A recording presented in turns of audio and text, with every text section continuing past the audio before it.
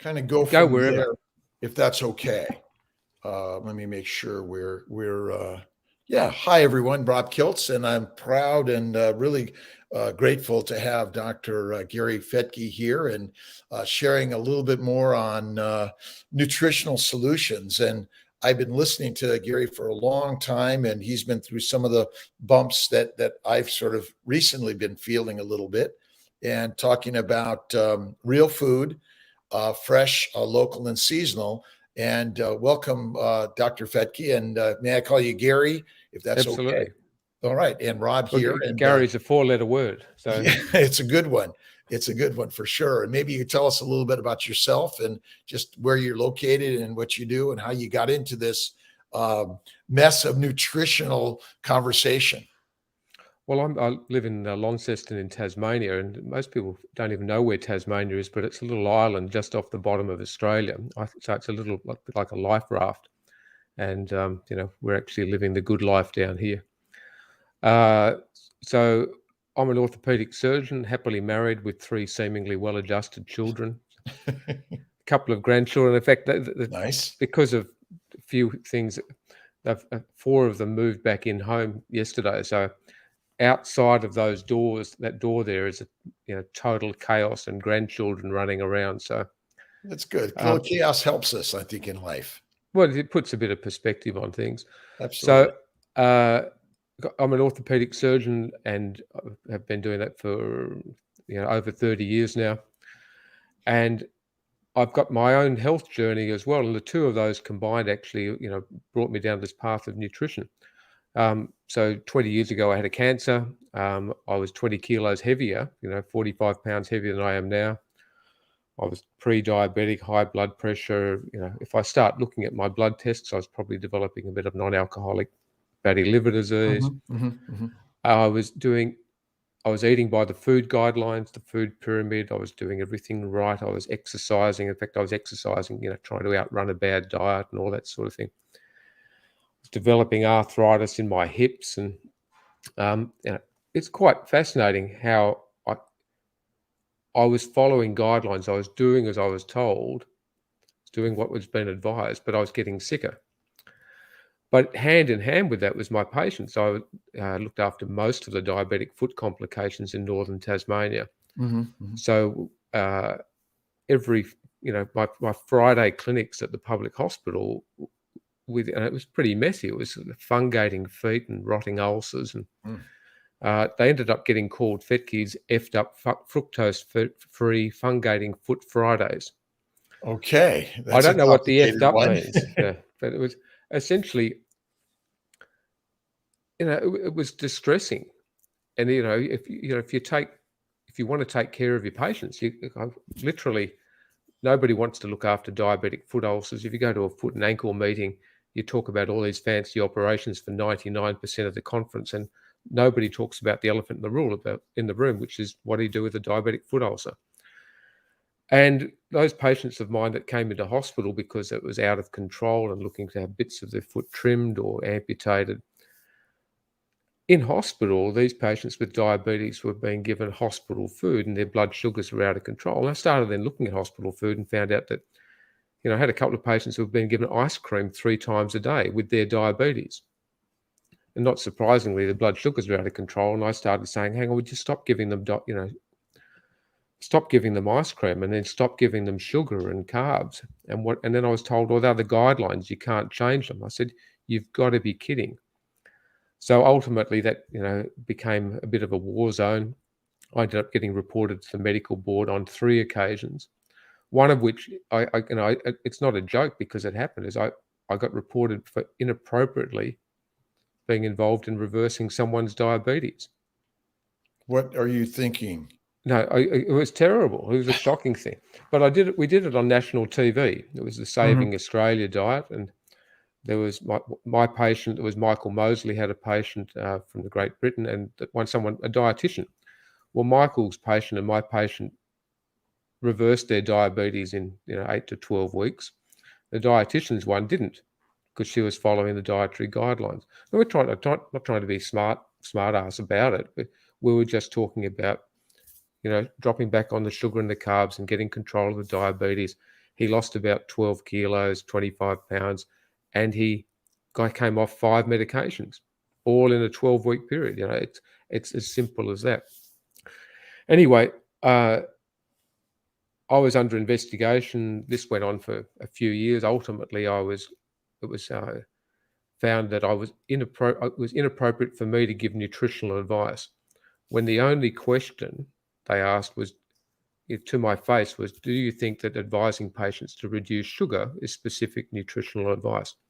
It came down to one question. My lawyer was sitting behind me. He wasn't allowed to advise me. He wasn't allowed to sit beside me. It's a kangaroo court, that it's a closed shop scenario. Anyway, that was the one question. And you got to realize, 10, 12 years ago, when we started talking about this, everyone thought we'd lost the plot. You're saying sugar, stay away from sugar. But now it's mainstream. Most people have an understanding that too much sugar is bad for them. You and I have a better understanding now of exactly how it's bad for them and what doses are trouble and that sort of thing. But that ended up became a social media storm. We took our story to the public. It kept on going backwards and forward. National Ombudsman. After 5 years, I was finally exonerated of all of those charges. I was given an apology from the medical board. But it wasn't until my wife actually did an enormous amount of research into. She said, my wife's Belinda. She said, she's a nurse by trade originally. She said, but I don't have to understand the science. You're talking about the science. Others around the world are talking about the science. We've been to multiple conferences. I trust you on the science. So therefore, it's got to be something else as to why they're coming after you. So Belinda, in the process of that, has started, and she is now, I'll say, the world expert on the vested interests shaping dietary guidelines. So when we found out that, in fact, if you're talking about reducing sugar and grains and carbs, then you think, okay, it's the processed food industry. And as it was the cereal industry that we're actually targeting, myself and 7 others here in Australia, but I was the only doctor on their list for targeting. But Belinda unearthed that, in fact, it wasn't so much that we're just talking about anti-processed food and anti-sugar and carbs, because when you take sugar and carbs out of your diet, which are mostly plant-based, then you therefore need to be animal-based in your diet. So the converse is a low-carb diet, a ketogenic diet, a paleo diet is an animal-based diet predominantly. So therefore, all of a sudden we realize we're up against vegan cultures, and the one organisation that was tied up behind that here in Australia and who was paying, as it turned out, for the expert witness who appeared against me was from a group called Sanitarium, which is wholly run by the Seventh-day Adventist Church. They're a vegan religious group. And in the process of that, you start realizing they've been shaping our dietary guidelines since 1917, arguably before that. But in October 1917, the American Dietetics Association was formed by Leonard Cooper. Leonard Cooper had been working and liaising with John Harvey Kellogg. She was an Adventist. The entire organization, all of those textbooks that were being utilized by the American Dietetics Association and then the world for the next 30 or 40 years were vegan vegetarian. And it's not until you go back and then realize that the Canadian, the British, the Australian, the New Zealand, South African dietetics associations all took the American model. And then when you start seeing that whole role play coming out, World Health Organization, United Nations, the most recent American American Dietary Guideline Review Panel on saturated fat had 4 people on it, 3 who were vegan, vegetarian, one of them was Seventh-day Adventist, and the other one was working for the processed food industry. All against effectively anti-meat. So there's a scientific biochemical aspect behind our story and our health, but there's this enormous political one, which has got economic and religious implications. And it wasn't, and Belinda used to be a Sunday school teacher. She found it very confronting to start calling out religion. And it wasn't until that talk I gave at CrossFit in 2017 where we presented Belinda's research. I said, I'm not going to let you stand up in the Midwest of the US and give a talk about religion. So I hopped up there, but I felt somewhat protected by, I think there's 25,000 CrossFitters at that conference. So, and go ahead. yeah, the first 12 words of CrossFit is essentially low carb. Greg Glassman's described 100 words of CrossFit, which is all about but it starts with nutrition. The first 12 words are all about, when you take into it, it's actually low carb, healthy fat living. So effectively, we're all on the same page. If you're actually looking after your fitness, your health, your mindset, your longevity, then eating that, this way that we're talking about just makes complete and utter sense. And our introduction of processed foods, and then even highly more refined processed foods, and then the seed oils in the last 50 years, has been, hand in hand with that, has come with an enormous number of health problems. And in my practice, it's arthritis, it's obesity, it's diabetes. In your practice, it's, it's infertility issues. And one of our eldest daughter, she's early 30s, 80% of her girlfriends have struggled to get pregnant. It's rampant today, more and more today than ever before. And so I've got an interest in that,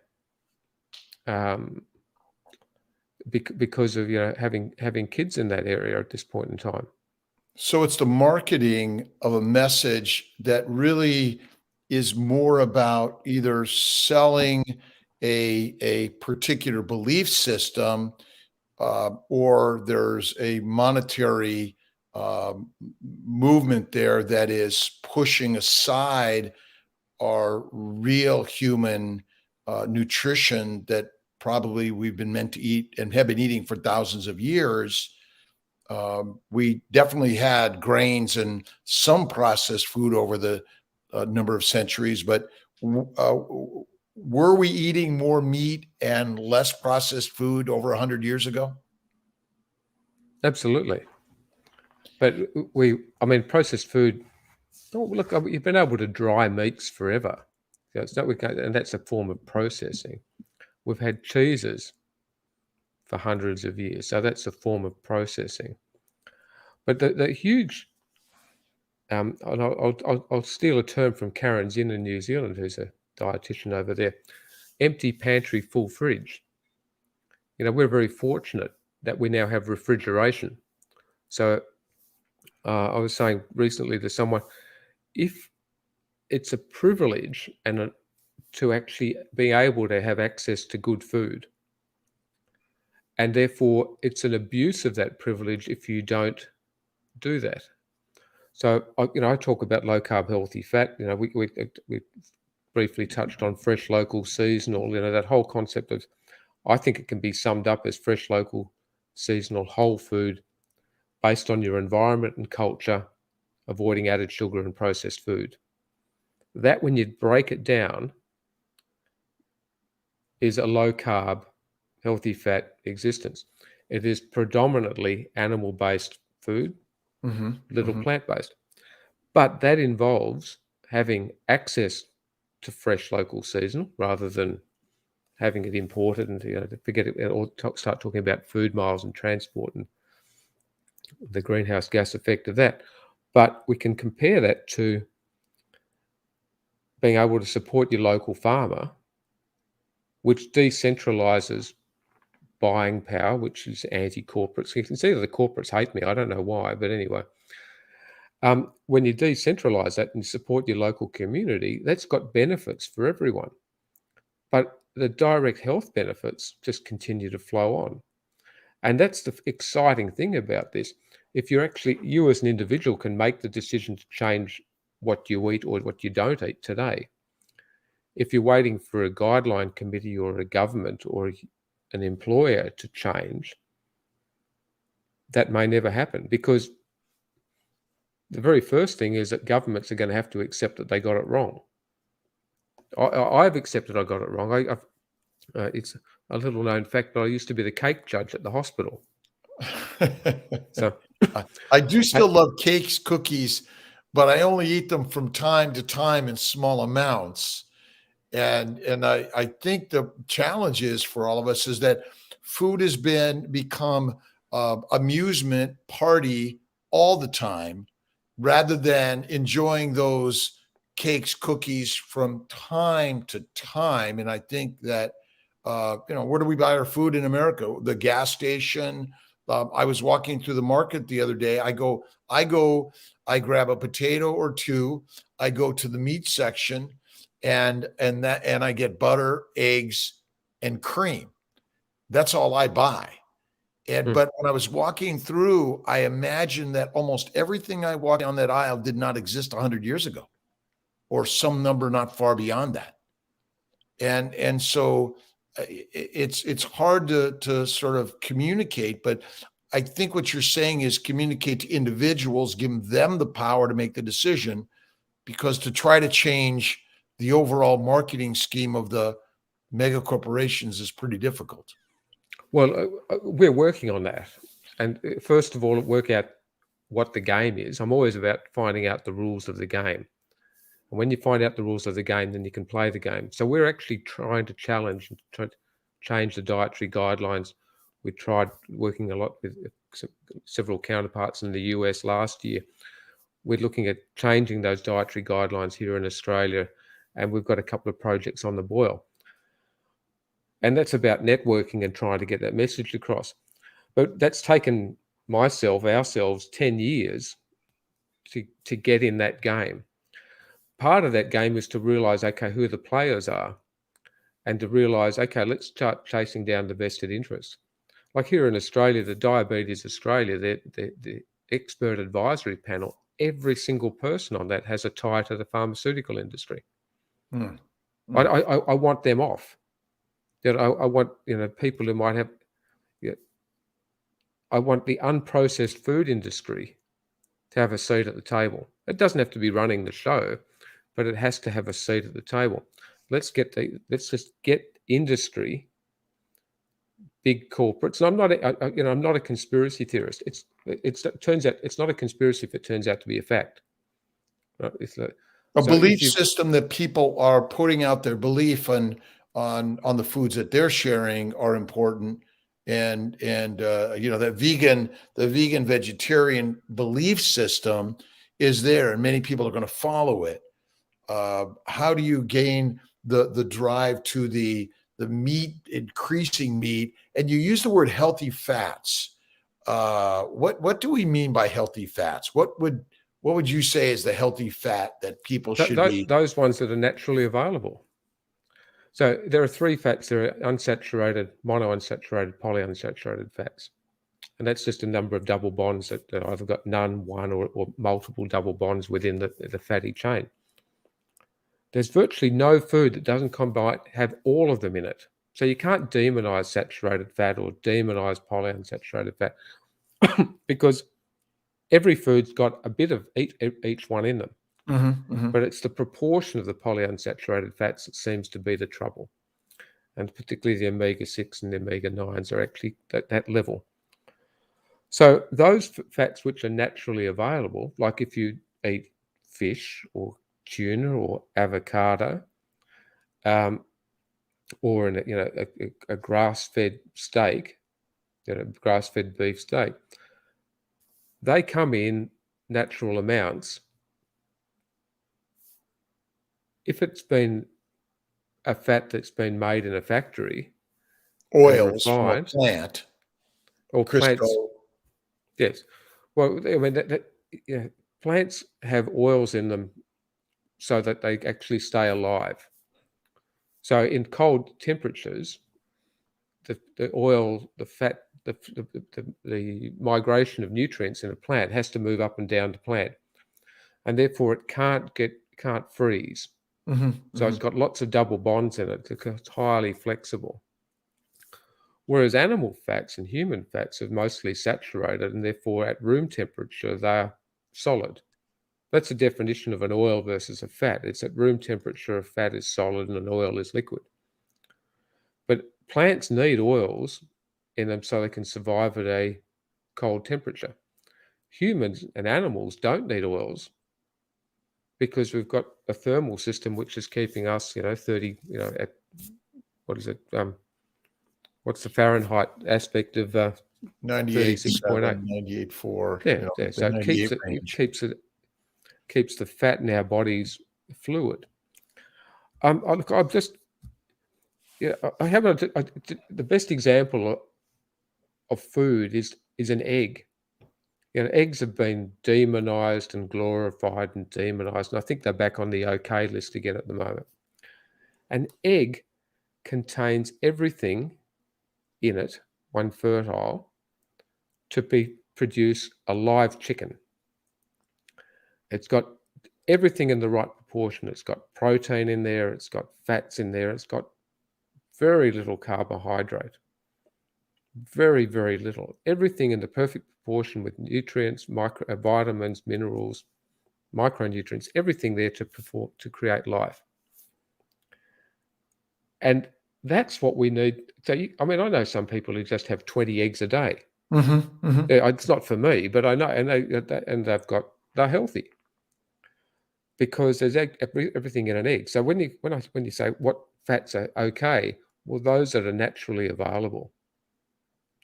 But So if you've actually got it comes in a plastic container or with a screw-on lid on top of it, you go, hang on, how did it get in there? they're all industrial, and so it's not nature's made in essence. And I don't know how much fat is in avocado, but I think animal fats sort of make the most sense that we can see. We hear a lot about cholesterol and high cholesterol, and how plant-based diet is the best way to keep your cholesterol down. Well, how do you communicate with the press and sort of your community?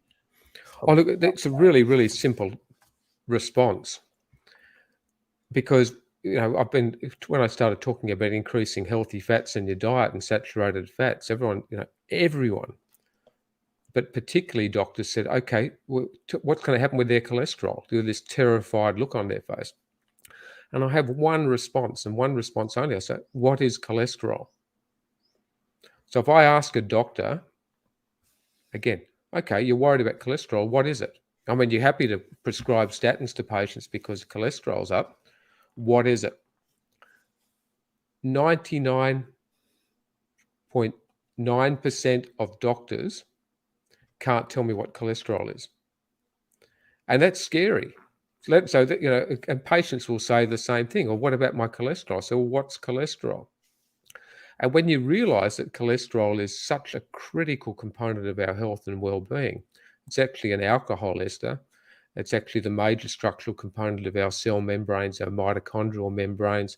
It's a precursor for multiple biochemical pathways. It's the precursor for vitamin D, our sex steroids, our corticosteroids. It is the one thing which keeps us alive. Why the hell do you want to decrease it? And there are multiple studies out there saying that the higher cholesterol, the greater your longevity, the lower your cancer rates, the lower your diabetes, and the better your cognition. Well, hang on, that's counterintuitive to what you hear in the media. But I've got those papers. And so therefore I say, why do you want to reduce your cholesterol? We've got good papers saying that if you reduce your cholesterol, the paradox is you're going to increase your rate of diabetes, dementia, cancer, and it's not going to change your longevity. So, I've actually, it's a game stopper question to a doctor who says, okay, I say, what is cholesterol? If you can't answer it, get off my back. Go back and do your research, and we'll have the discussion in 6 or 12 months. Now, I realize I'm now sounding quite arrogant about that, but I've been hammered for 10 years. I've been through the authorities. I've been through that whole thing. I say, okay, look, you want to criticize me? Okay, come back to, because it's unarguable what we're talking about. Eat fresh, local, seasonal, whole food. Although it's the way we evolved. We're that argument is we're arguing crazy. Essentially, you're arguing the opposite of what everyone believes, even though there's proof to it.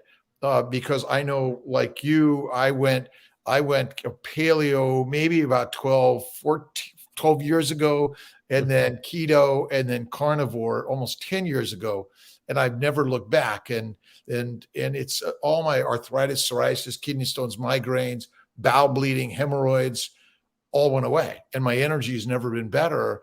And I learned it because my patients were getting pregnant on this thing called paleo. And I too worked on Atkins and Weight Watchers and exercise and everything to be healthy, but I wasn't. And so it's one of the things that why wouldn't we talk about this? But there's such a barrier to a belief system that is hard to share. Are we ancient in our ancient development? What is our natural diet of 100,000 years ago, 50,000 years ago? Do we really even know that? What are your thoughts on how to share those ideas? I think we can make presumptions by looking at archaeological studies and looking at the brain development. And so that when we moved from to hunter-gatherer to that state, and that actually seems to have arisen when we started having animal proteins and fats in our diet, mostly settlements that appear to be closer to the oceans. And that work's been that's been repeated over and over. I mean, from an orthopedic point of view, because that's where I'm coming from. I've got a dear colleague who's on this journey with me, and he's right into archaeology. So he's been to Spain, where they have some of the greatest examples of ancient skeletons. And in his research there, it's been quite obvious. I'll say skeleton, I'll say, okay, how can you date the skeleton? Well, they say, this is a pre-agricultural revolution skeleton, and this is a post-agricultural revolution. So literally around about that 10,000 year mark, our skeleton started deteriorating. And we started developing, arthritis. I've also got another colleague who believes that you can track osteoarthritis by the migration of the potato out of South America into Europe, across to, up to North America, and how, as it's actually migrated, you can actually track literally the osteoarthritis. And the Chinese had a great paper in 2020. Zhao, I think it was. So not everything that comes out of China is bad, in 2020. Right. So let's defend them a little bit. But what they were looking at was insulin and osteoarthritis. And they got knee arthritis cells, human cells, and they were titrated that against insulin levels. And what they showed was that as you increased the insulin, then the inflammation within the joint went up through the synoviocytes, the lining cells. So it was insulin had a direct effect on the inflammation within the knee joint. Push the insulin level up, the arthritis went up. Drop the insulin level down, the arthritis level went down. Now, I know that in my clinical practice. I've got patients who have had significant osteoarthritis down to bare bone in the knees, and I'll say, look, go and do low carb, see how you go. It's going to help your weight. But they'll come back, they'll say, I lost my pain within 10 days, 2 weeks. Now, that's not weight loss. And there was, a cut last year, I had 8 patients in 1 week that I'd advised 6 or 8 weeks beforehand to go low carb. If they had have seen any of my colleagues, and again, without being smart, they would have all had knee replacements. They were all at that point. 8 came in and said, actually, I've got no pain. Their x-rays still look lousy, their knee joint looked lousy, but they had no pain, their function had improved. And that's the game. So is it the insulin or is it the sugar as the cause of that? I think the inflammation aspect and the acute turnaround is insulin. I've just done a talk, it's on YouTube, Carbohydrate, the dose is the poison, where I make an argument that 1 teaspoon, 4 grams of glucose has a negative effect on the body, anything above that. And I took it as because I don't mind taking on a Barney. I just said, okay, look here, let's look at the biochemistry of glucose and fructose, and at what level toxicity is defined by having a negative impact on a system. Anything above 4 grams of glucose in the bloodstream provokes an insulin response, which has an inflammatory response, it has a growth factor response, it has an obesity fat storage response. But the other thing about glucose is that when you expose it to, two things happen. When you increase blood glucose in the bloodstream, it can affect the glycocalyx, which is the lining of the bloodstream, of the blood vessel, and it can also push up the blood glucose in the tissue. So both of those, the glycocalyx is essentially this lining, which is like little fingers, which actually just keeps the blood flowing along. It's under the effect of nitric oxide, which is inhibited by fructose. That's another side thing. Which most people don't know anything about. No, I didn't know about it. Yeah. Until I started researching it. And it's only been, recently, 2010, Luke Tappy was the fellow who did the definitive paper on that. That's the guy I went to see who's at a Coca-Cola conference. I actually went to ask him one question, which was, look, Tappy, dear professor, is there a human biochemical pathway that requires us to ingest fructose? I knew the answer beforehand, but he confirmed, he said, no, there is no human biochemical requirement for us to eat fructose. But I wanted to ask, I've literally flown to a meeting to stand up and ask him one question. I caught up with him at lunch and said, I'm going to ask you that one question. The interesting thing, it was actually sponsored by Coca-Cola. So they didn't like it. They didn't like me giving the question. When we come back to that glycocalyx, that lining is broken down and damaged by a glucose load. So as small as 40 grams of glucose in that you eat, which is less than a bowl of cereal, less than a can of soft drink, will cause several hours of damage to the glycocalyx. It strips it off like paint stripper. And it takes several hours for it to come back. But if you keep eating carbohydrate, you're causing that damage all the time. When you actually put the glucose into the tissues, then a thing called the Maillard reaction happens. Have you heard of the Maillard reaction? Yeah, it's a cooking term. Yeah, it's that cooking term where you actually put stuff in the oven and it browns. And that, at a chemical level, is the glycosation of protein. The glucose combines with the protein and it goes brown. And so every time I go past a cake shop or a bakery, and I used to be a carb addict. I mean, I used to be a complete sugar addict. I've got no, that was the way I was brought up. So I walk past a bakery now and I see that brown food, that beige brown food. And I think, if I eat that, inside my body, my tissues, my eyes, my brain, my kidneys, everything is going to go brown. And guess what? A diabetic foot looks like. It's all brown. It's gone brown. Yeah. The Maillard reaction has been there in action. And again, this has been hiding in plain sight. There's nothing we haven't, it would be a rocket scientist literally to say, eat too much carb. Although it's interesting to me as scientists and researchers in medicine, which I think it's a combination. We went into medicine, I hope, to help people heal, but we needed to learn the science and understand it. Scientists in general are very resistant to these ideas of a change in our and that diet is a cause of disease. Because I know for me, it was like, well, diet doesn't cause disease. It's your genetics, or it's something mysterious that couldn't be as simple as our diet. You immediately make me think of three things. So first of all, you pay more attention to what fuel you put in your car. You put in diesel or unleaded. If you put diesel in, it's not going to run. An unleaded engine, it doesn't run very well, and vice versa. So of course, what fuel we put in our bodies is going to determine how our engine runs. The second thing is to, and you've got an email from me on the bottom. It says science evolves by being challenged, not by being followed.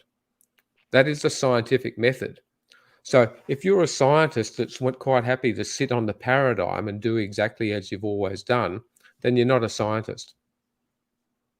I'm going to take back your degree as a scientist.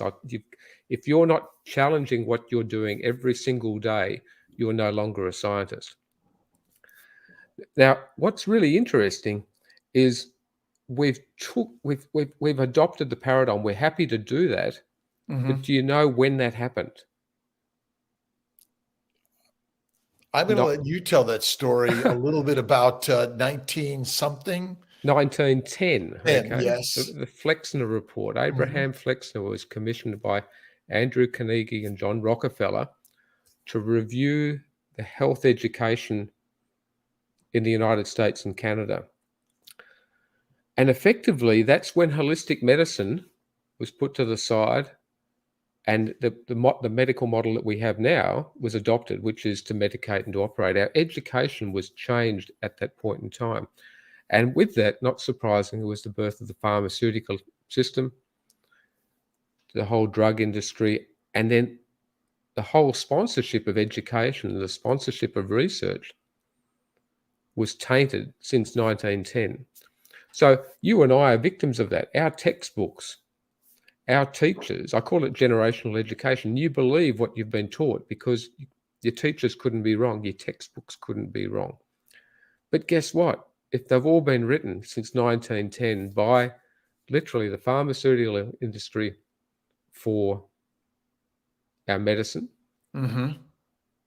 and the nutritional education has been written by a religious organization. And I realize that sounds about out there, but watch my wife's work on YouTube, Belinda Fettke. It's just fascinating. So our textbooks for the last 110 years, 112 years, have been written by industry. And that's why we're victims of it. And therefore, it's hard to actually drag ourselves out of it unless you've had a personal experience. In medical school. And also to experience the personal experiences of your patients.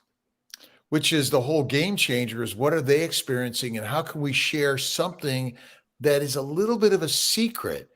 Let's see. So my medical school, I was looking at one of my books from residency or medical school on a shelf the other day, and it had a drug company's label on it because they donated it to me. And this is where my sense of everything about research and science, even biochemistry, may be wrong. And that's the part that I step back to. And I always ask the question, is that really true? And that's why I still question insulin resistance and glucose's value as an energy source for any part of our body. You mentioned the glycocalyx. My sense is the glycobiome is more important than the microbiome, and that glycation has taken over the cause of our diseases, where glycosylation is actually the reason glucose is important in our bloodstream, because it is responsible for glycans and the post-translational change of almost, infinite molecules, especially neurotransmitters in our body. And so what is your thought on fasting? And I'll just come back. I think glucose is part of homeostasis. It's of a steady state, but we need it for three cells: the red cells, some cells in the lens, and some small cells in the loop of Henle in the kidney. That's what we need glucose for, because they don't have mitochondria. Mitochondria are incredible. They can actually metabolize protein, fat, and they do metabolize glucose, but they do it at the expense of creating all these other byproducts which create havoc. So I think homeostatically, and a very small amount of glucose is important. But the amount that we're having is far from natural. And that, when you start looking at it biochemically, as I say, anything more than 4 grams, I've given that paper to hundreds of doctors, and as well as, in the general public. No one's come back at me and said, you're wrong. I thought, if I'm going to come out and give a paper, a talk on 4 grams, 1 teaspoon of glucose, someone's going to come at me. So I've obviously, either no one's watching it, everyone was asleep, or maybe I gave a good argument for it.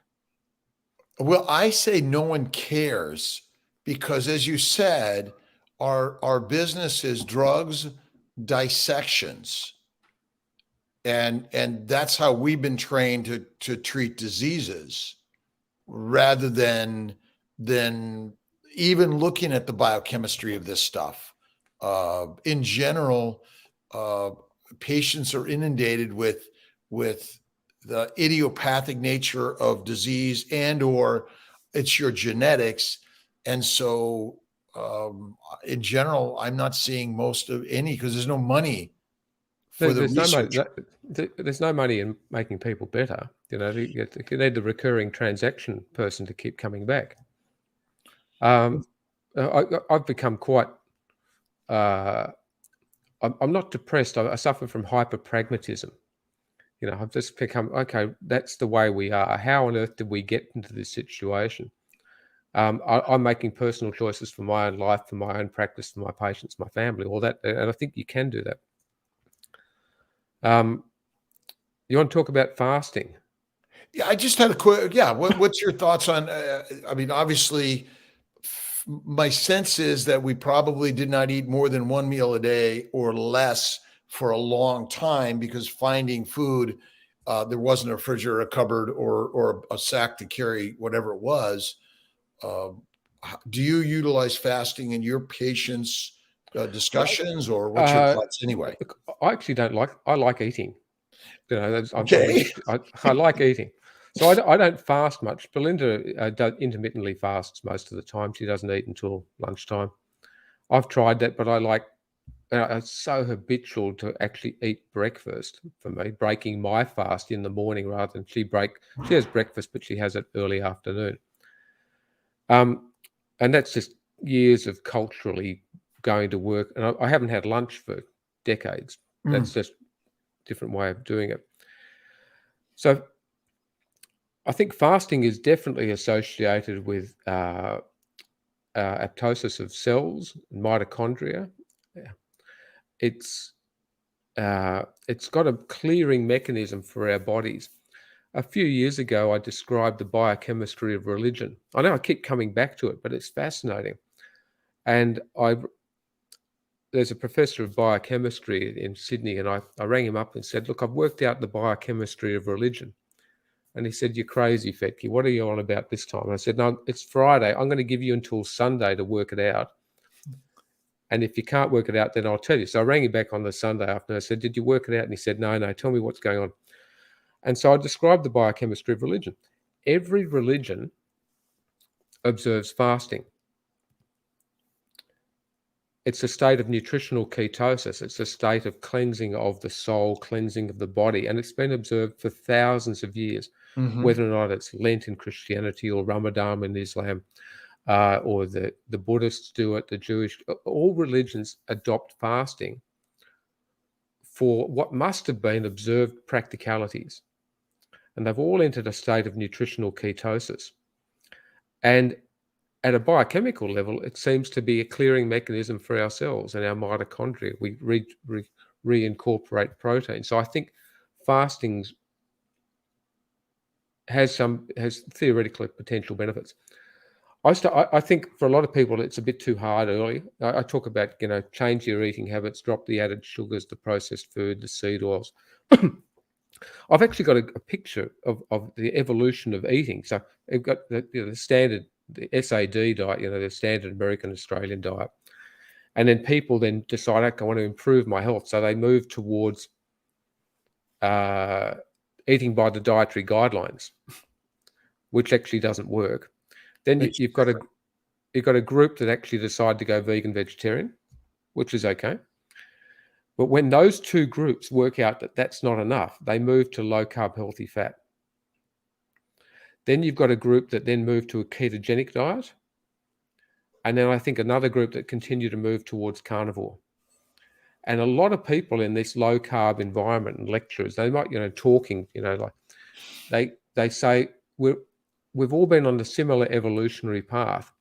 So I'm not a carnivore, but I'm close to it. I still have, look, we've got a vegetable garden, but I'm eating less and less vegetable. And I've got a couple of oranges. We've got raspberries and strawberries out there. I don't actually get to eat the raspberries and strawberries because the grandchildren go out there and knock them off by the time I think about it. But that's they're okay. Seasonal. They're seasonal, right? And it's plenty of sun out there at the moment. And you need vitamin D to metabolize the byproducts of fructose metabolism. And so that's under what happens at an endothelial layer where the foam cells are actually chewing up and decreasing inflammation. They're under the influence of vitamin D. So if you've got plenty of vitamin D, then you can probably have some fructose in your diet because the inflammatory aspect of it's going to be taken away. And somehow vitamin D is related to cholesterol. And okay, yeah. Then why do you want to reduce your cholesterol? It just keeps coming back. Why do you want to do something like that? My parents and my family have a history of high cholesterol. They've lived between 94 and 104. Yeah, I congratulate people when they've got a high cholesterol. And I have a high cholesterol. And my insurance company looked at it and wondered, what shouldn't I get on my statins? And well, I mean, you've heard about biohacking, haven't you? About trying to bring your cholesterol down for insurance purposes. Yeah. Well, why don't you mention it? Because I know I've heard you talk about it before. Acknowledge Dave Feldman's done that work. He's a cholesterol hyperresponder, and you can go and look in the Feldman protocol. And Dave's shown he can actually manipulate his cholesterol on the Dow Jones index. As he says, okay, it goes up. I'm going to go make mine up and down. He's a fabulous speaker in that space. Well, because we're talking fertility, and I'm going to put fertility and fasting together. Okay. Our daughter, a great thing about having daughters and grandchildren is you try and pay attention to what's happening to them. And Kate had terrible morning sickness with her pregnancy, and particularly the second one. And so I started doing a bit of research into it, because I thought, hang on, if you're getting morning sickness, and the more severe it is, the more likely you are to not eat. You're actually moving into a state of nutritional ketosis. So I decided to actually do the research to see what the effects of a ketogenic diet are on birth outcomes, which has never been done. But if you're looking for an experiment to work out if a ketogenic diet is safe or not safe, then you want to have a captive audience. You want to watch the outcomes really carefully. You want to have it reproducible. You want to be following you want to clear data, and then you want follow-up data. Well, in fact, it's already been done. There are tens of thousands of results for looking at the outcomes of morning sickness and baby outcomes. And there's also multiple studies, not tens of thousands, looking at the outcome of diabetes in pregnancy. And so you can compare that data. As it turns out, the sicker you are as a baby, the mother is. So first trimester, the most critical time of growth and development. First trimester, the sicker you are, the more likely you are to not eat, the more likely you are to be in ketosis, the more likely to be the baby to be in a ketogenic environment, because they're certainly not getting high carbs in there. Then the more likely is the baby, the baby is to go through to term. The baby is to have a normal delivery. It's going to be of normal weight. It's going to have less congenital abnormalities, particularly those environmental ones, which are cardiac. And it's going to actually have normal post-development and actually be relatively smarter by the age of 2. Take the other side, gestational diabetes, which I realize is more second and third trimester. Those babies are more likely to not get through to term. There's more miscarriages. There's high and low birth weights. There's more and more delivery problems. And then those children have learning difficulties and apparently higher rates of ADHD. Again, I put that on a little YouTube thing because I put it out there. And it's quite interesting. A few obstetricians got stuck into me, but then I had a few also that contact me. So I had never thought about it like that. So we've already done the world's biggest study on the safety of a ketogenic diet on the most susceptible and vulnerable population, which is a growing baby in the mother. Mm-hmm. We've proven it. We, So when we've people, we've seen it, and I tell women, if you have this problem, don't eat. And if you look at nature, many other organisms and mammals don't eat once they're pregnant. Throughout their pregnancy, they hibernate. And so my sense is that the human body says, do not put that toxic food in my body. It will kill my baby. And I think that's one of the reasons we're seeing so much miscarriage and infertility today, because women are taught to eat twice as much, twice as frequently, and mostly plant-based, which I think is the biggest culprit that we have here. But I have seen your YouTube, and I think it's something that we need to talk about more in the reproductive of world. And so it's really important but women need to be hearing this for sure. So I'm really glad you put that out there, and we need to talk about it much more. well, again, I just come up with ideas, and then I look at them and everything in nutrition, and I'll go back in lots of things in surgery, arthritis. I've been a big anti-smoking campaigner. When you start researching it, like the nutrition thing is just a house of cards. Whether or not you're looking at carbs or fat or protein or salt or insulin resistance, everything you touch just collapses under one question or two questions. And so, you and I have got some inquisitive minds, and you start poking the bear and you go, whoops, that's just collapsed. And so when you find, entire careers and premises and organizations and hospitals are based on this house of cards, again, I didn't realize I'd not only opened up Pandora's box, I kicked it open. And it's trying to sting you a little bit. And yet you're not being taken down by it. So that's really honorable, and you care about the patients and the science, and sharing something that I think so many people are just ignoring and walking away. You did mention salt. We talked about fasting and fats and sugars and things like that, and healthy, fresh, local, and seasonal real food. What are your thoughts on salt? Look, I think there's a great book called The Salt Fix by James DiNicolatino. And James is I think, pharmacist, but he's done a great research book on it. And I've done lots of reading about it, but I like to direct people to go, look, here's one book that's going to summarize it. And I think that's a good book, Salt Fix. I'm on no kickbacks. I don't make any money from this. In fact, all I do is it's a complete and utter financial loss. An investment. No, it's an investment in my health. I say to people, look, if you want to do a low-carb ketogenic diet, eating fresh, local, seasonal, whatever, it's going to cost you time. You're going to have to actually do shopping. You're going to have to actually prepare your food. It's not going to be more expensive financially. You're eating it fresh, when the food's cheap, when it's in season, it's cheap.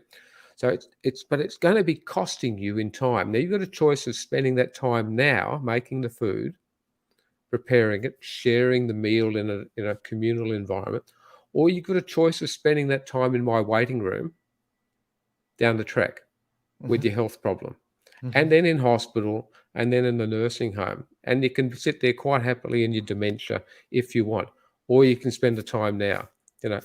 Again, it's try to polarize that thing. So people say, it's too expensive, I don't have time. Well, you got time. Let's decide how you're going to spend it. We're distracted away from what human beings naturally are supposed to be doing, as if spending time in the metaverse is more important than doing the real tasks of being human. I come back to refrigeration again. It's easy. We've got a freezer. I use the term cook once, eat thrice. Just make up a batch of food, throw it in the freezer, and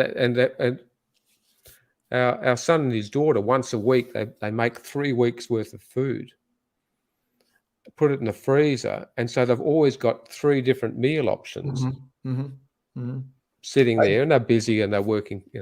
I distracted you away from salt. Do you think this is something we should be worried about in our cause of our?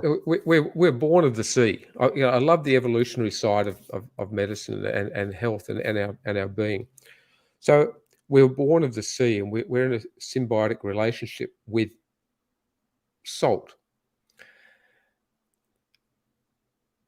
Again, the premise that a low salt diet is beneficial has got tiny proof behind it. But we've gone to the extreme now of actually avoiding salt to the point now that our bodies and our kidneys are working overtime to retain the amount of salt in our diet, in our bodies. And so therefore, as a result of that, trying to keep that salt in our body, we're changing their blood supply and our circulation through our kidneys, our blood pressure's going up, the renin-angiotensin system's under enormous stress. If you avoid sugar in your diet, carbohydrates in your diet, you'll reduce the amount of insulin that the body will produce. Insulin retains salt. So a lot of people, when they actually go on a low-carb diet, will pee out a lot of fluid, and they'll get excited because they've lost a few kilos in the first week. But in fact, it's mostly water, but it's because of the salt retentive effect of the insulin. And so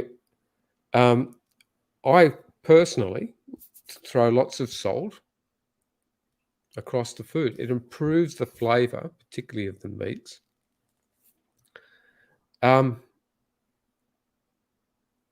It's great. It increases salt. We've got lots of ways of clearing salt out of our body, sweating, out of our kidneys, even in our bowels. It's really hard to have a salt toxicity, but it's really easy to run around without enough salt. So I say, again, I'll get into trouble with the medical board again. I'll say probably we should be tripling our salt intake. And there's some good graphs here. The J curve is that health problems go up if you don't have enough salt, and health problems go up if you have a little bit too much salt, if you have too much salt. But the J curve is very steep on not having enough salt, and it's very shallow on having too much salt. And there are multiple cultures in the world that are having 4 or 5 grams of salt per day without the health issues. And again, we've been blaming the salt for when it's probably been the sugar. It's caused a distraction, right? We've been blaming the saturated fat when it's been the sugar. We've been blaming the cholesterol when it's been the sugar. I've got a picture. Don't blame the butter for what the bread did. That's right. One is fiber. What's your thoughts on fiber in health and wellness? And you want me to get into all sorts of trouble today, don't you, Rob? I recommend there's a great talk on YouTube by Paul Mason on fiber.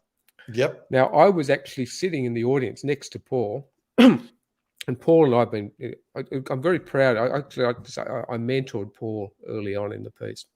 He's often flying now. Oh, he's great. He's wonderful. And when Paul rings you up, allocate an hour. Okay, it's never going to be quick. I've told him this, Paul. I don't have an hour. I'll call you back when I do. He's great. So he's got a very good talk on fiber, and I actually said to Paul, "That's the talk I wanted to give because you've done it better than I could have done it. So it's fabulous." At a personal level, fiber is a non-digestible carbohydrate. It's fermented in our bowel. It feeds our microorganisms in the bowel, but it's actually, with a healthy variety diet, you don't need fiber in your diet. I personally think that fiber is being pushed by the processed food industry, particularly the cereal industry, because it's their last bastion of survival. Remember the breakfast cereal industry, Kellogg's, they're all behind our dietary food guidelines.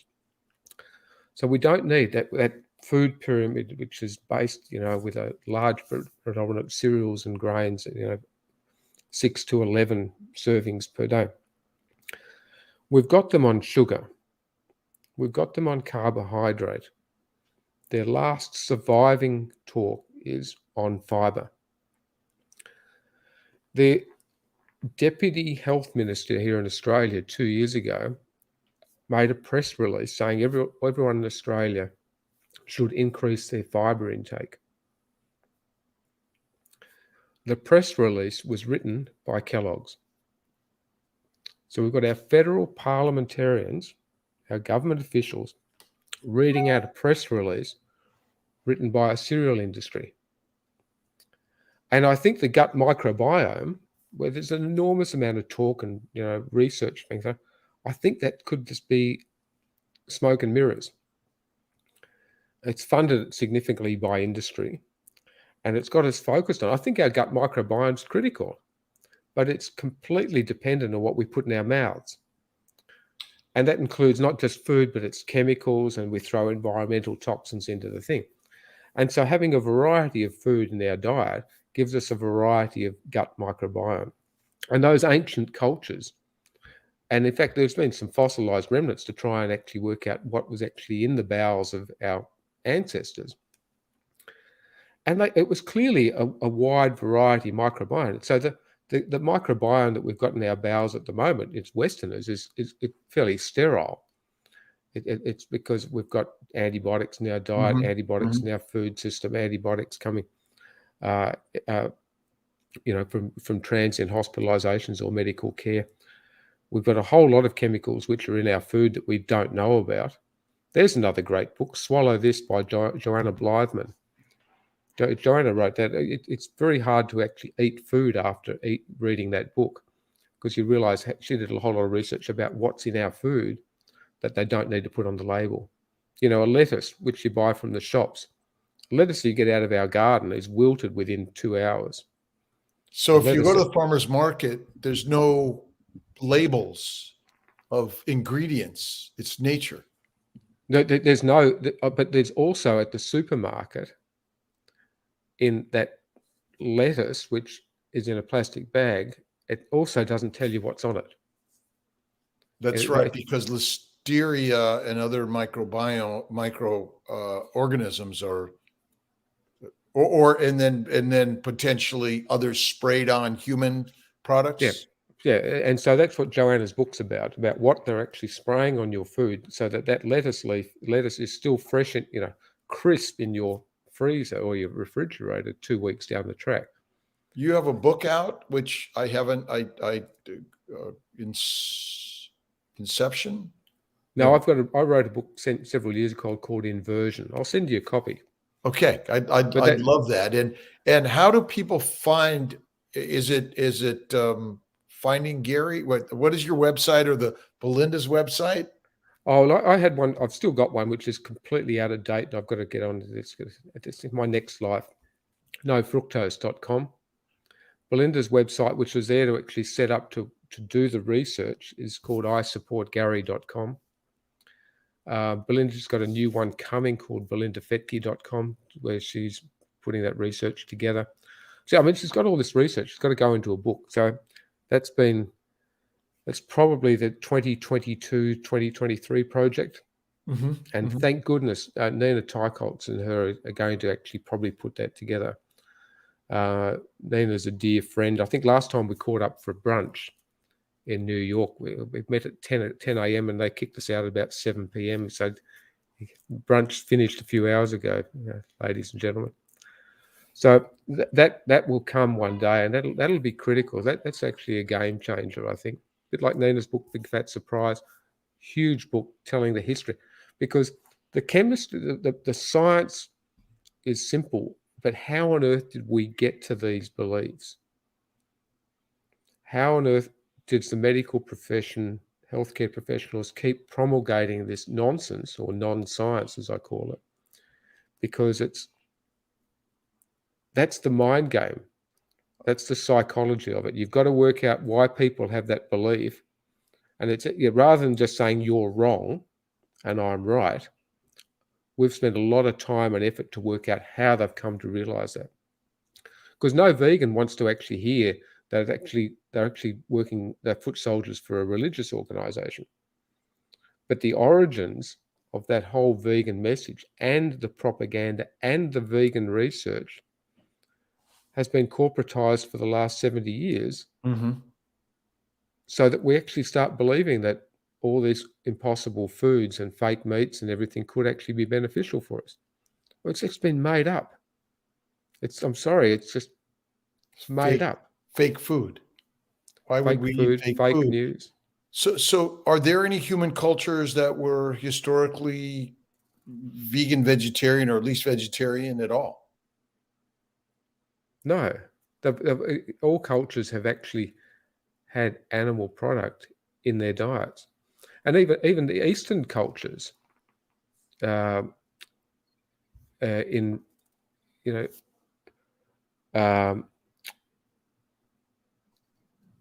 we're quoted as being vegetarian, they still respectfully have animal product in their diet. The only exception may be the Jain, but the Jain go to great lengths to not actually have anything which is animal-based or animal harm.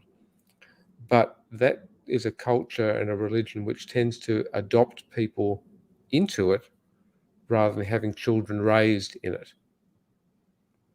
And someone will come along and say, oh, there's an exception to the rule. But I'm saying in principle, people decide to become Jain. And I don't want to criticize that group because I haven't done an enormous amount of research, but my impression is that they don't stay as Jain forever, because there are health risks. There's lots of health risks associated with not having enough food, having enough micronutrients in your diet. And I'm sorry, even a well-formulated vegan vegetarian diet is going to lack in nutrition, in micronutrients, and it needs to be supplemented. And supplements are only new to the world. Historically, their only way to supplement was to add meat. Eat respectively tip to tail. If you're eating tip to tail and you're having the organ meats, then you are going to have a healthy diet. I mean, a lion in the wild will, when it kills an animal, it'll eat the fat, the liver, the spleen, the kidneys, the brain, and then it will leave the meat. It's interesting. We've got our cat. Look, we live on a farm. I can't show it to you. We do have kangaroos out on the driveway in the mornings. Oh, wow. And our cat will occasionally eat a rabbit. It'll eat a bird. I'm sorry. I've planted 13,000 trees, so I think I'm in net benefit by having the cat. But the cat will eat a mouse. It'll eat a rabbit, and it eats the brains. It eats the organ meats. And it leaves this carcass, which it brings proudly in and drops on the carpet. And I thank you for that. So it's just fascinating watching an animal in the wild. And I realize that cat's not that in the wild, but what the animal will go to eating. So dogs and cats are suffering the same as humans because most cat and dog food contains plant material, but our cats and dogs in the wild were carnivores. Oh, look, one of the dietitians that worked for us some years ago, she had a pet dog, and she said, oh, the dog's sick. The dog's sick, not well. And then I think a conversation said, what are you feeding it? So I'm eating it, feeding it this really good food. And I said, well, what's in it? And then she had this light bulb moment. Now, this is a dietitian talking about low carb and realizing that she wasn't giving her dog any meat, right? And literally the dog's health improved overnight when she gave it some raw bones. And it's a light bulb moment. She said, oh my goodness, how on earth did I get that wrong? What's your thoughts? I mean, plants are live organisms that have developed mechanisms of defense. In essence, we're eating potentially many toxic chemicals and antigens and lectins and oxalates and phytates. Any thoughts on those parts of the causes of disease? Oh, absolutely. I think that it's once you start going down this pathway, you realize the whole plant, as you say, plants have got defensive mechanisms, so animals don't eat them. We're animals, okay?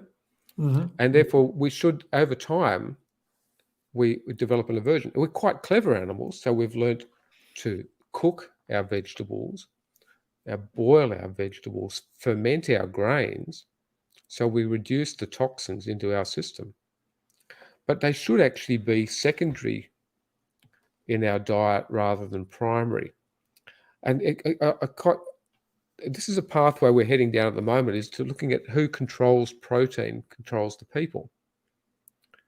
So if you good quality protein, I mean, there are essential fats in your diet, essential proteins, there are non-essential carbohydrates. So you actually don't need the carbohydrates in your diet. But you do need healthy fats, healthy proteins, and that comes from having an animal-based diet. Now, if you look historically at society, royalty have had control of the crown land, the hunting rights, and the commoners had the commons, the plains for the cropping. So if you can control the protein, the good quality stuff, and you keep that for yourself, and you give the commoners the grains and the processed food now, as it turns out, you're going to keeping them protein deficient, complete protein deficient. Sure, the vegan vegetarians, let them run around because it's going to incomplete protein intake. And you control the power. Now, the interesting thing about that, and historically, Marie Antoinette said, let them eat cake. You know, it's funny when you look at history in view of now a bit of biochemistry. Politically now, there's this huge push, Eat Lancet, Great Reset, the industrialization, corporatization of our food produce to push us down this plant-based agenda. Because if you can actually produce soy protein and plant protein and pea protein, forget that it's incomplete. It has shelf life, it has transportability, and has profitability. I mean, having a cow or a sheep and having to raise it takes time and effort. Have it slaughtered and and then refrigerated, it doesn't have great shelf life. And the meat industry as a whole is not widely profitable. Forget what I've actually been doing a fair amount of work with Meat and Livestock Australia. The farmers on the ground, they're just trying to do their job and look after their animals. The corporates that are ploughing these huge industrial tracts of land and actually raising plant-based protein and arguing that it's as good as animal-based protein, it's a lie. But that's about profitability, and I suspect it's about power, because that's the modern way of controlling protein for the people. What about topsoil? I heard you talk a little bit about topsoil. And I love topsoil. Yeah, topsoil is the number one world's greatest agricultural export. We're losing topsoil faster than anything, and that's related to our farming practices, our ploughing practices, our irrigation practices, climate change blowing away. One way of protecting topsoil is ruminant agriculture, because you can actually, keeping your grass intact.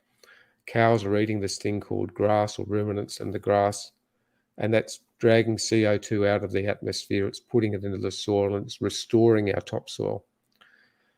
And again, historically, the ancient farmers used animal manure to renew their fields.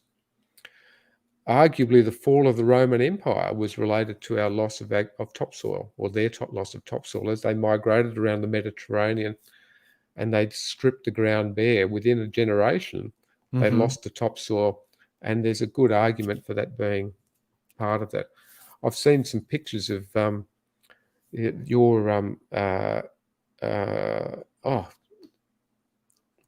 what's that body of water below you? You mean the great the aqueduct under the ground, No, not the aqueduct, but the whole body of water the Great Lakes, aerial the Great Lakes. photos of that whole Caribbean, the amount Okay. of topsoil that's actually moving into that. Oh, It's just right down the Mississippi, down and the all the Mississippi, rivers are going down into the Gulf of Mexico. the Gulf of Mexico. Thank you. I was just having my Yep. Yeah. brain fade for a second. We're in Tasmania, okay? It's a little place, sorry. You got kangaroos, and we missed that. So if the Gulf of Mexico is full of topsoil, and again, another book just called Dirt, The Erosion of Civilization by Montgomery. Jared Diamond's written Collapse. I read that 25 years ago, whenever it came out. And society has a habit of outstripping its resources. And when you do that, and topsoil's number one at this point in time in the man-made effect, we're forgetting all other aspects of climate change. What we're doing to our topsoil and pouring it out into the oceans and having it blow away is critical to our food security. And ultimately, I think it was Roosevelt, who's one of you guys, he said the wealth of society is measured by the wealth of the people, which is measured by the wealth of the soil. Now, I'll add into that whether the wealth of society is measured by the health of the people, which is measured by the health of the food, which is measured by the health of the soil. So I've just moved his quote around a little bit. But that if we don't look after our soil, then we're not going to have good food. And that soil is not just for plant-based; that's for our animals as well. And we're not going to have good food, then we're not going to have good health. And then that's again, I come back to I'm being pragmatic about it. What can we do about it? And so we should be respectfully thinking where our food comes from, respectfully treating that, looking after our farmers. And as I say, I think if you have the ability to support your local farmers and support this way of eating, the opportunity to do it, you should do it. And if you're not, that's selfish, because there are millions, billions of people around the world that don't have access, A, to the information, and B, to that produce. And so let's not abuse it by going out and eating garbage. So really, it's back to fresh, local, and what was the other one? Fresh, local, seasonal, whole food, based on your culture and environment that brings latitude into it, avoiding added sugar and processed food. Add a little salt and fiber's not necessary. And we've heard it from Dr. Gary Fettke, and this has really been spectacular time, well over an hour. And from Tasmania, Australia, let's see, I'm in Sarasota, Florida, and we both are seeing some sun, I'm sure. And everyone needs to find their health and wellness, because too many people are suffering. And low carb down under, I know you've spoken there, and low carb, high fat is really an important thing. But I think I'll call it low carb, healthy fat. It's one of those things. Okay. Healthy fat. Because that way it's not. People say, how much do you eat? I say, well, I have protein to satiety, of very little carb, and I have fats in my diet, again, to satiety. I lost my sense of smell many years ago, so I'm somewhat fortunate in that I actually look at food as fuel. I'm actually not. I don't get all the hunger pains. I actually like eating it, and I like the taste, but my taste isn't crash hot. Well, it's our culture, and we love it, and it's part of our. I mean, it's part of our lives. I mean, food has been built into our lives, and we should enjoy that food in company. And when you prepare food in company and you eat food in company, that's part of our social existence. Eating food out of a cardboard box or a takeaway packet without the respect of where it's come from, this is all part of the social disintegration we're watching around it. And that's we get the grandkids to help try and, help in preparing the food. The 18-month-old tends to shift it around a bit. I don't think much happens from her. Did they get But in the the 4 garden also and Oh, help in the garden? And I mean, that's the beauty of it, right? absolutely. But we're privileged to be able to do that. And too many people are suffering. And I know you as an orthopedic and me as a fertility physician, seeing the suffering that people are going through. And when we find something that is miraculous and is a changer in this game of medicine, and seeing them suffer less and use less drugs and not require the surgical intervention, we should be talking more about that. So The thing about low carb, LCHF, keto, is it restored joy in my medical career to actually people get better without my knife. I- And it was completely empowering for them by not writing a prescription. And the trouble is, it takes infinitely more time to turn someone's lifestyle around, support someone's lifestyle, than it is to write out a prescription.